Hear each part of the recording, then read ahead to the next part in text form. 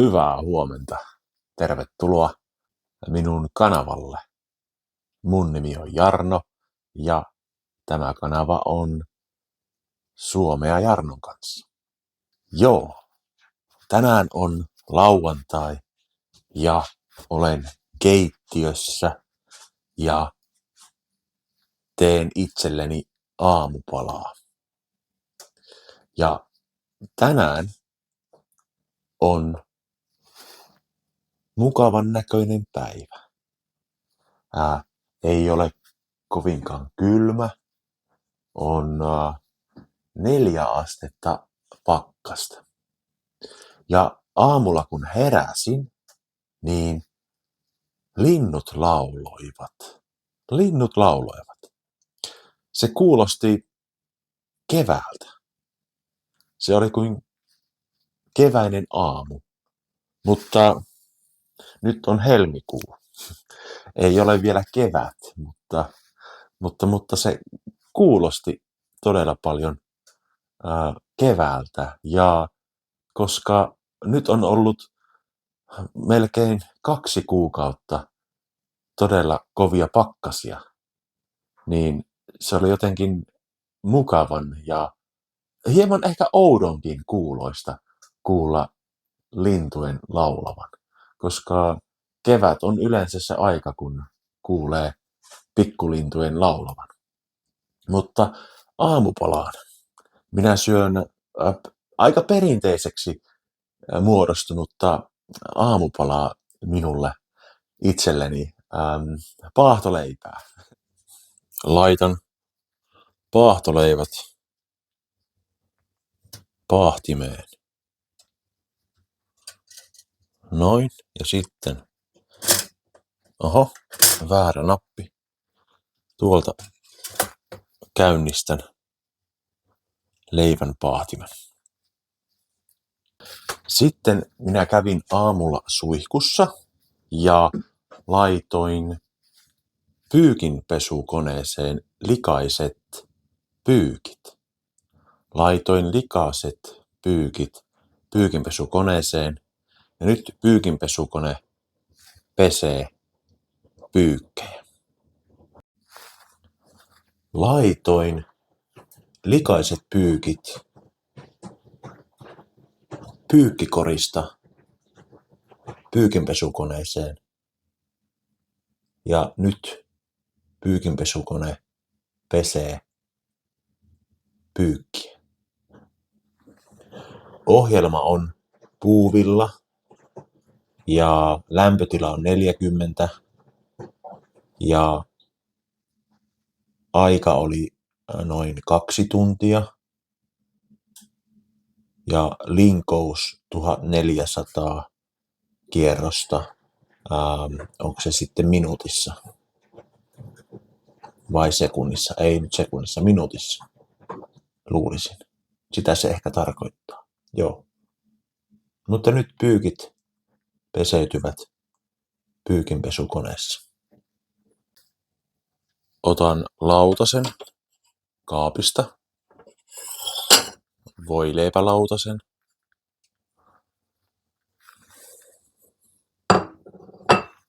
Otan leivät leivän paahtimesta ja laitan ne lautaselle. Laitan mansikkahilloa ja voita paahtoleipieni päälle. Voitelen paahtoleivät. Laitan voita voileivän päälle ja sitten mansikkahilloa. Tulee hyvä aamupala. Ja en juo kahvia enää. Tai en ainakaan tällä hetkellä. Olen ollut juomatta kahvia nyt noin melkein 2 kuukautta. Joo. Ja edelleen minun tekee mieli kahvia.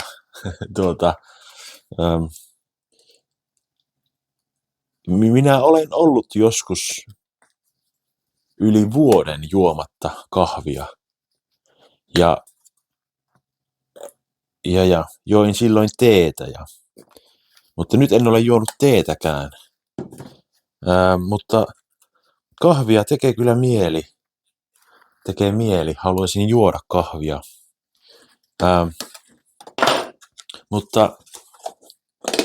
Mutta ajattelin, että haluan kokeilla, että mitä tapahtuu, jos en juo kahvia.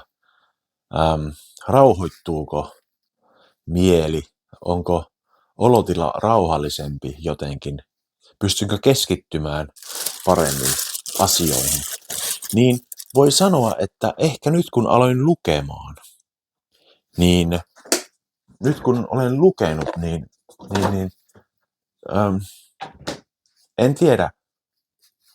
tiedä, koska kahvi aiheuttaa hieman sellaista ylivireystilaa silloin tällöin tai antaa piristävän vaikutuksen, niin silloin kun mielentila on virkeä ja pirteä, että on energinen, niin harvemmin silloin tulee luettua mitään tai keskityttyä oikein mihinkään silleen, että minäkin kun olen pirteää ja yleensä sitten teen jotain, mutta harvemmin se on sitten mitään rauhallista, jotain lukemista tai vastaavaa, niin ehkä nyt huomaa, että vireystila on tasaisempi. Eli kun en juo kahvia, niin ei tule sellaisia vireystila niin kuin piikkejä, että olisi niin kuin vireystila, että olisi väsyneempi tai olisi paljon pirteämpi. Ehkä sen olen huomannut tässä ja sitenkin ehkä lukeminenkin on onnistunut paremmin. En tiedä, mutta kun on mielenkiintoista lukemista, niin en tiedä. Ei ole varmaan väliä, juoko kahvia vai eikö juo kahvia. Miten sinulla? Juotko sinä kahvia vai juotko teetä vai mitä? Mutta nyt syömään aamupalaa. Aamupalan jälkeen tein aamujumpan. Tein vähän avaavia liikkeitä ja taekwondo harjoituksia, potkuja ja lyöntejä todella kevyesti. Ja oli ihan mukavaa harjoitella vähän taekwondo harjoituksia, lyöntejä, potkuja ja niin päin pois. Okei, nyt mä pukeudun, laitan vaatteet päälle, laitan kengät jalkaan, pipon päähän, takin päälle. Minä pukeudun ja menen hakemaan klapeja varastosta. Varasto on tuolla ulkona, niin menen ulos ja haen klapeja saunaan. Aion lämmittää illalla saunan, niin hain nytten lisää puita saunaan. Okei, mennään. Laitan takin päälle ja vetoketjun kiinni. Otan hanskat ja laitan kengät jalkaan. Kengät jalkaan. Sitten laitan pipon päähän. Laitan pipon päähän. Ja lähden ulos. Menen ulos. Aukaisen oven.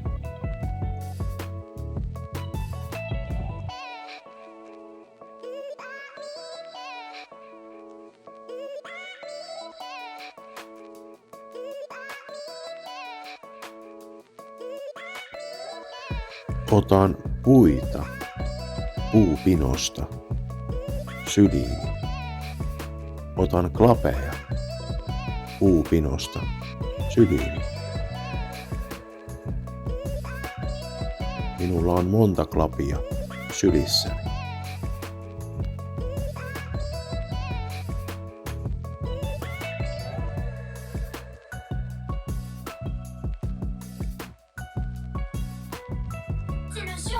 la cloche et pas de la tour. Tu en sais des choses pour un petit éléphant.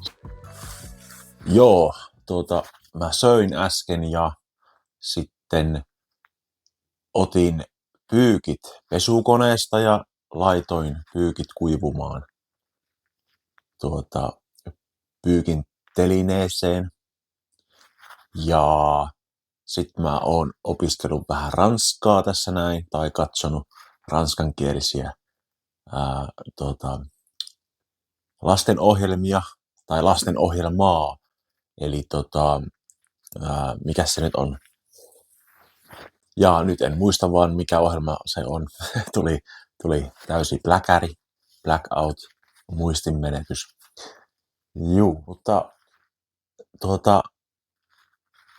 klapit vein saunaan ja illalla pitää saunoa ja katsoa Suomen peliä, jääkiekkopeliä. Suomi pelaa olympialaisissa pronssiottelussa. Suomen maajoukkue Leijonat hävisi eilen Kanadalle. Suomi pelasi Kanadaa vastaan ja ne hävisi 3-2. Kanada sai 3 maalia ja Suomi sai 2 maalia. Tai Kanada teki ja Suomi teki maaleja. Kanada teki 2 maalia ja Kanada teki 3 maalia ja Suomi 2 maalia. Juu. Itse asiassa vielä pitää tyhjentää tiskikone tuossa noin ja semmoista. Kuuntele paljon, katso paljon, lue paljon, yritä myös puhua suomen kieltä. Jos sinulla ei ole ketään, kenen kanssa puhua, niin puhu vaikka itsesi kanssa. Katso peiliin ja sano, että moi, hyvää huomenta. Tänään minä menen kauppaan. Puhut jotain, keksi lauseita ja niin päin pois. Joo, mutta itse asiassa mä olen nytten opiskellut ranskaa tällaisella applikaatiolla. Tämä applikaatio on ollut tosi hyvä. Tämä ei ole mikään mainos nyt, mutta mä latasin tän ja mä maksan siitä vähän. Ja sen kanssa on ollut ihan mukavaa opiskella ranskaa. Myös opiskelen ChatGPT:llä kieliä, mutta tämä applikaatio on ollut ihan ok. On parempi mun mielestä kuin muut applikaatiot, mitä olen käyttänyt. Ja aika monia erilaisia applikaatioita olen käyttänyt tässä vuosien varrella. Ja sitten aihe, mistä haluaisin myös puhua, niin on kielihäpeä. Satakunnan kansa kävi tekemässä jutun kielihäpeästä. Joo, Satakunnan kansa teki jutun kielihäpeästä ja he halusi haastatella minua.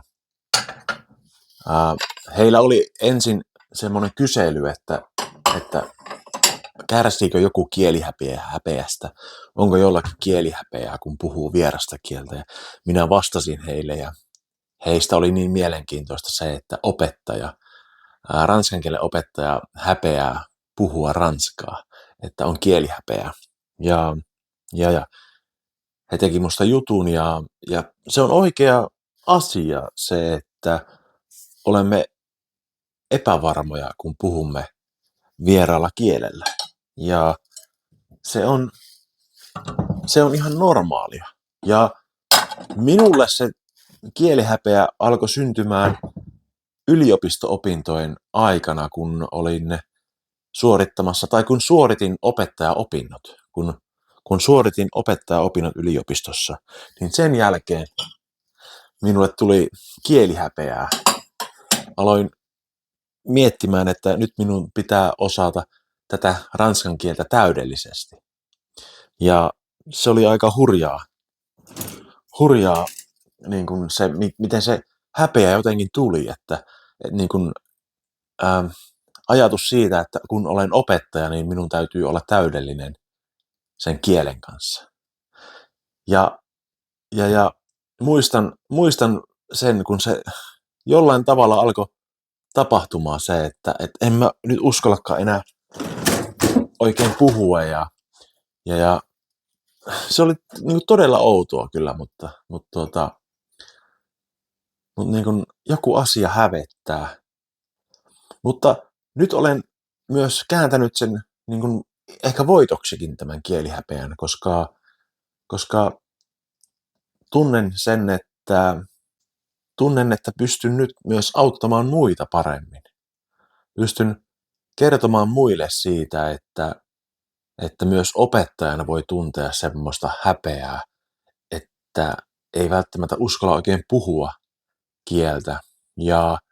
Ja jotenkin myös ymmärrän sen, että jos opiskelija opettelee uutta kieltä, vierasta kieltä, niin miten häntä voi tukea siinä, että sellainen rohkeus puhua alkaisi syntymään, olisi itseluottamusta. Niin itsekin tiedän sen, että kohtaamalla niitä omia, niitä pelkoja tavallaan, mitä liittyy siihen kielen puhumiseen, niin niitä vaan pitäisi niinku rohkeasti pikkusen alkaa niinku tekemään ja puhumaan sillä vieraalla kielellä.